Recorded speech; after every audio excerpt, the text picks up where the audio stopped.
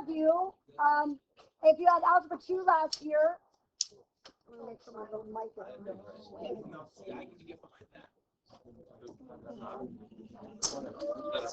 okay, you guys ready? Gentlemen, thanks. If you had Algebra 2 last year, what I'm teaching you is new. If you had Algebra 2 trig last year, what I've been hearing is, wow, that's so much easier than the way we saw it last year. So you're going to hang with me either way. So here's what I want to tell you about. More often than not, I am going to try in every unit we do to do some problems at the end that are more real life problems, right? And the thing about real life problems is they're not clean. They don't work out always nicely. Like if I ask you how many people died in the zombie apocalypse, you can't answer me 3.7 because I don't know what 0.7 of a person is, right? So there are all sorts of things when we talk about real life problems that that happen. So I need everyone to watch me up here. I am going to graph a situation, and here's my real life situation. Turns out I've got a weird friend named Taylor. She thinks she can sing. She can't.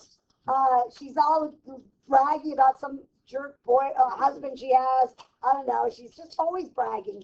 And she said, oh, can I come to your house and put on a little concert? I'm like, whatever, Taylor. I go, no one's going to come. She goes, well, yeah, maybe some will come. Can we charge a little bit of money? I'm like, none of my friends want to see you. Sure, we could charge a little bit. How about like $10 a person? So Taylor's like, cool, $10 a person. So I'm like, you know, but to be honest, Taylor, after 10 people, I don't want to charge anymore. Can we just get a flat rate after that? At 11 people, can we just do a flat rate of $110 flat fee?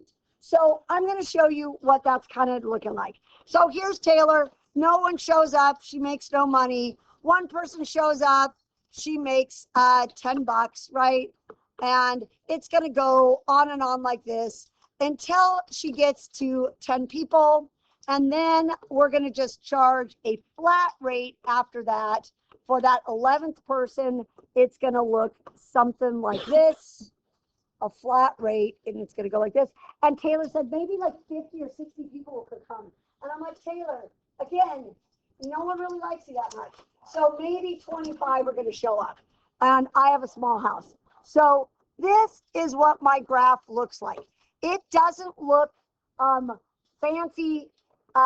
Here's what, I don't invite ghosts to my house. So there's no negative people. There's nothing down there. It looks like that because graphs aren't clean.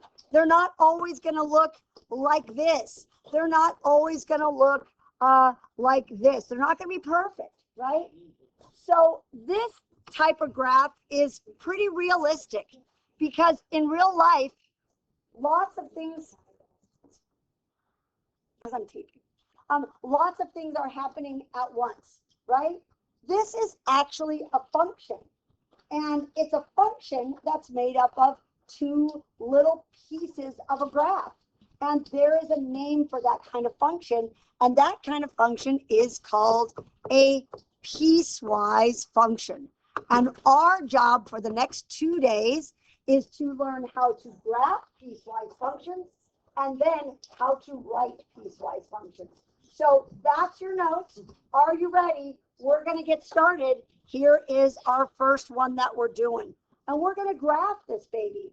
And for about 3/4 of you right now, if I said graph this, you would look at me and say, no, I don't know what the hell any of that means.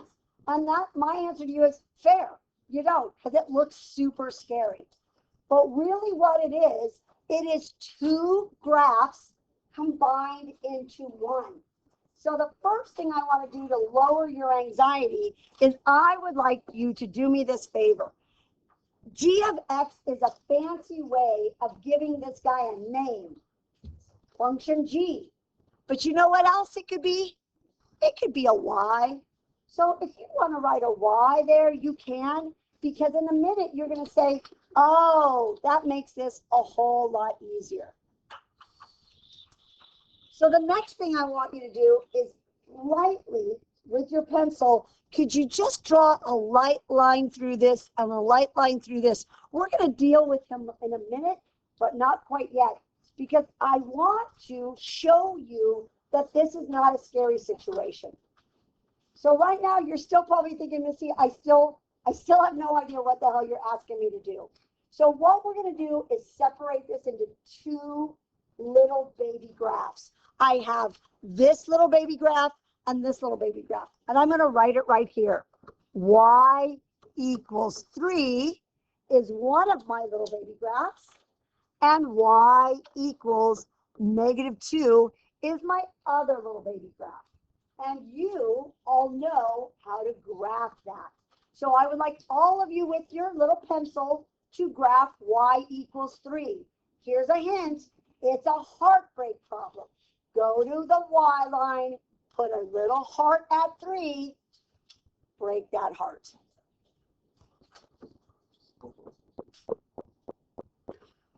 Choo. Now, I need you to do it again, but this time I want you to do it at y equals -2.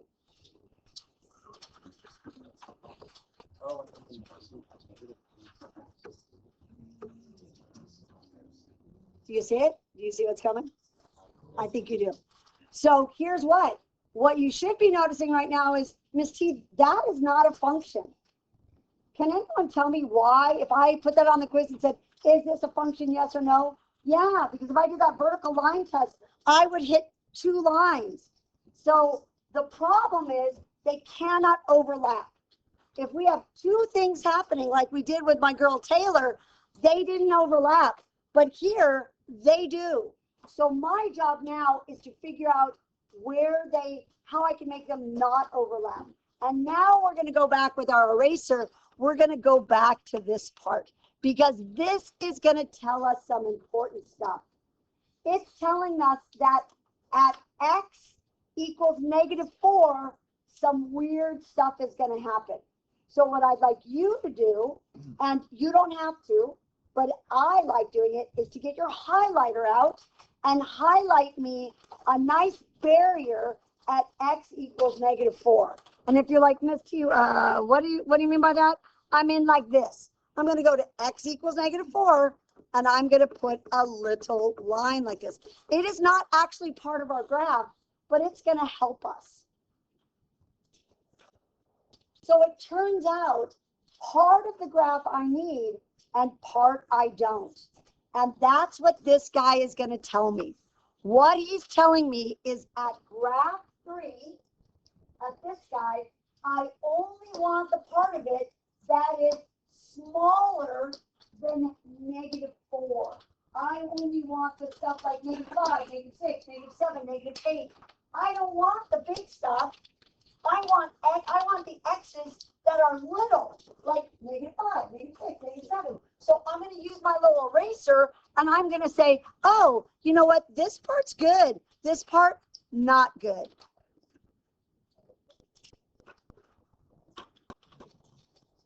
I know you know what's coming next, because guess what this guy says? He says, hey, Miss T, I only want the stuff that's bigger than -4 for x. I want like 3 and 7 and 15. I want everything going this way. And you know what? Look at the little arrow.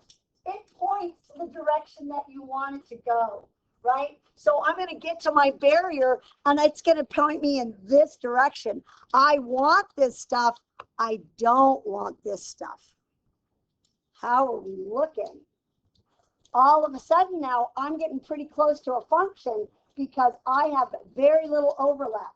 But I have a little overlap because at this point, I actually have stuff right at -4 here and right at -4 here. And from here on out, I'm going to be walking around and asking you after this next 5 minutes, who gets the dog? Bear with me on this one. I'm about to save you a lot of heartache. You're welcome. Many of you in the next few years will fall in love. Yay for you. It may not be the person you married. That's also good because you should try different people. But some of you will be tempted to get with that partner and think, I love him or her. And you know what we should do? We should get a dog together. And that's a bad idea. Because when you break up with that person, someone gets the dog and someone gets nothing. No one shares custody with the dog with your ex-boyfriend. It's a nightmare. I swear to God, I had weird people in here today, like adults, and I pointed to them and I said, am I wrong? And they were like, oh no, you're right. Never get a pet with someone you're not married to because it's a nightmare. Okay, so the question should be right now, what does that have to do with this? Here's the thing. Are you ready? Someone is going to get the -4 in this situation, and someone is going to have an empty soul. So, yes, there you go. This is my dog person. The -2 gets the dog. The 3 has an empty soul. Every single time you do these problems, you will have to decide at the end. I will walk around and be like, yeah, but who gets the dog? Who gets the dog? Right?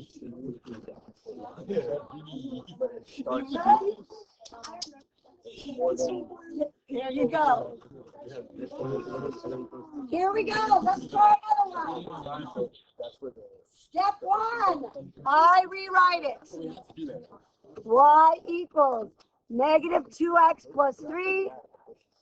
Y equals x minus 2. We're going to be a lot more careful on this one with our rulers because they're not straight lines. So let's graph the first one. Nice and careful with your ruler. You know what you do on the first one. We start off at 3. You know me, I like a 1 underneath it.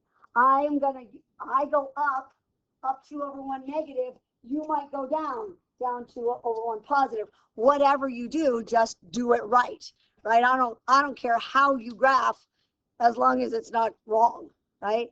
So something like that. Look, I missed one of my dots. I'll take a minute. Make sure you can graph that first one. If you're hanging with me with your pencil, you're going to graph the next one. Don't forget that's up 1 over 1. Start at -2. Go up 1 over 1, up 1 over 1, up 1 over 1. Boom. Now on this one, it's not nearly as obvious what's going to happen here. That barrier is really, bless you, very, very important. So go ahead, if you like using your highlighter, I like it, makes it pretty. Go ahead and get to our barrier. Where is our barrier? Right here at 1. That's where the magic is going to happen, right? So I am going to get my little highlighter pen out. I am going to go right here at 1. Okay, this is our eraser point. The top guy is heading to the left. I want everything smaller than 1. And this is this guy right here. So watch what I'm going to do. I'm going to, that's good, that's good, that's good, that's good, that's good. Oh, that's not good. That's not good. Get rid of that. Are we okay? And here's why. Because I want everything going this way. So I get to my barrier. All the stuff going. Okay? We're ready to go to the next one. And we're going to say, hey, I want everything where x is bigger than 1. So I'm going to get to my barrier. This stuff is all okay. Love all of this. Hate all of this. I'm feeling pretty confident, but got to deal with the dog situation. Someone gets the dog. Someone gets the 1. And the other person has a empty soul. So it looks like to me that the x minus 2 gets the dog because it's a solid dot. This guy right here, open, he's got an empty soul. How does yours look? That's kind of pretty. I love things. I love things that look hard and aren't hard. I'm going to have you guys try one all on your own. See how you do. We're trying that bad boy all by yourself.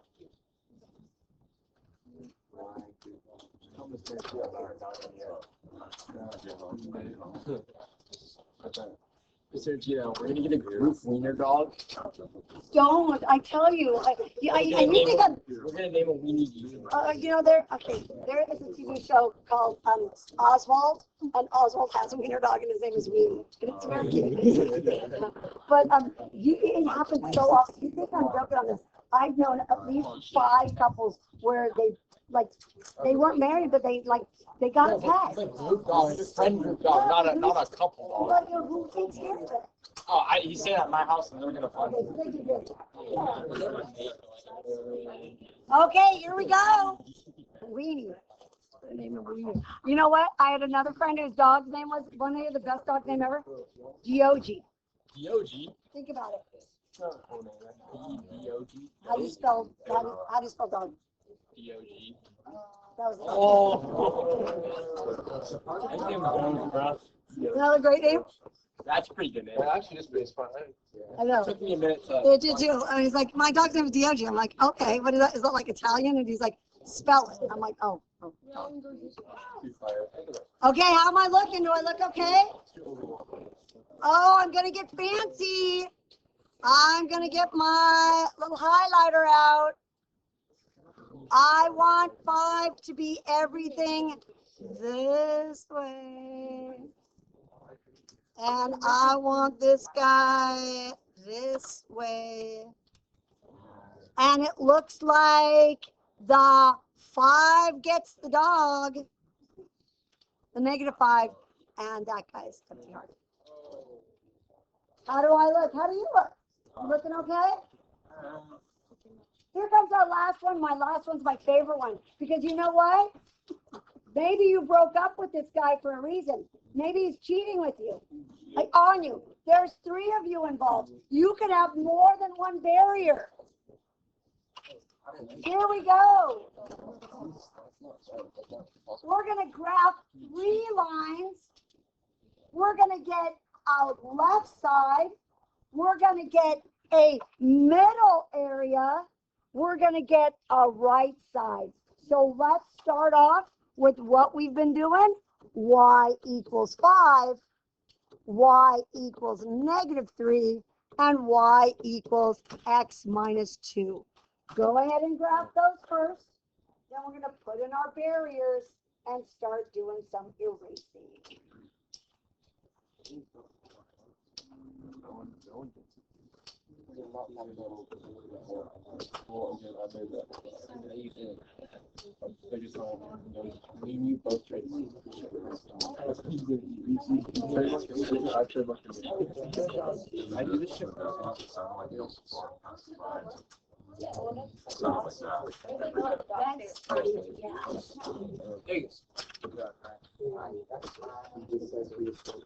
Okay, hopefully everyone's with me, huh? I love this. I love this. So does yours look like this? You ready? Okay. So here we go. Let's put in our barriers. We got a barrier at -3. We also have a barrier at 1. So we're going to have some stuff that is on the left side of the barrier. We're going to have some stuff that is in the middle area of our barriers, and we're going to have some stuff that is on the right side of our barriers. So let's start off with what's on the left side. What's on the left side is the 5 guy. So here he is up here. I want him only on the left side of the barrier. So get rid of everything else.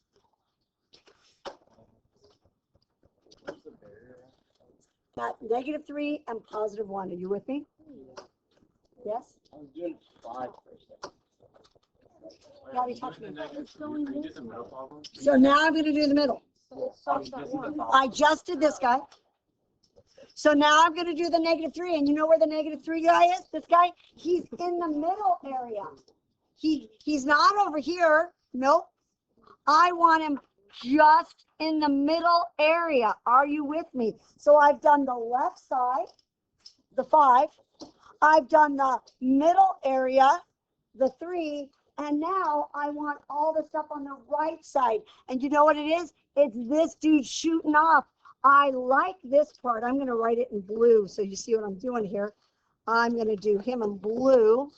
I like this stuff. I don't like this stuff. Be careful. You guys got good erasers up here, better than me. Now, you got to work out. Like, maybe he got a hug with one girl and he got a multi-poo with someone else. Who's getting the dogs? So in the first one, x equals 5, y equals 5, no dog. No dog. On the next one, in the middle, guess what? Gets the dog on this side, no dog on that side. And finally, the last guy gets the dog. And that's done. Goodbye, friends at home. Do 1 through 5. Bye, friends.